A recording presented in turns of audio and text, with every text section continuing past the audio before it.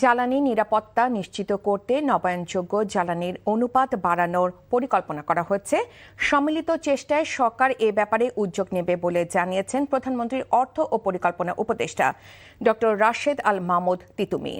বিকেলে রাজধানী একটি হোটেলে center for policy dialogue CPD আয়োজিত আসন্ন বাজেটে নবায়নযোগ্য জ্বালানি নিয়ে প্রত্যাশা ও প্রাপ্তির সমীকরণ শীর্ষক গোল টেবিল বৈঠকে তিনি একথা জানান। উপদেষ্টা বলেন, জ্বালানির নতুন উৎস খোঁজা হচ্ছে, সামনের দিনে দেশীয় উত্তোলনও নিশ্চিত করা হবে।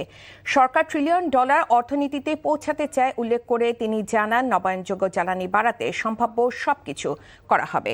অনুষ্ঠানে প্রধানমন্ত্রীর তথ্য প্রযুক্তি উপদেষ্টা রেহান আসিফ আসাদ বলেন, জ্বালানি সাশ্রয় না করতে পারলে সামগ্রিক অর্থনীতি বড় ধাক্কা খাবে। আমাদের সরকার জ্বালানি নিরাপত্তার ক্ষেত্রে বিভিন্ন জ্বালানি উৎস এক, দ্বিতীয় হচ্ছে যে দেশীয় এক্সপ্লোরেশনকে গুরুত্ব দেবে, তৃতীয় নবায়নযোগ্য জ্বালানির অনুপাত বাড়াবে, চতুর্থ জ্বালানি নিরাপত্তার জন্য বেঞ্চমার্ক করবে।